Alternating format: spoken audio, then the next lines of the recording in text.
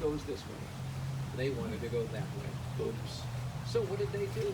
Well, they brought in mule teams, because even in Winter Park, as lovely as it is, nothing floats upstream.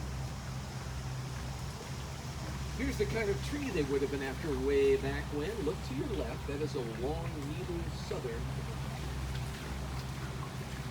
Up ahead is Osceola Avenue over our heads, and the reason I bring it up is our heads can become a target for the pipes underneath the bridge decking.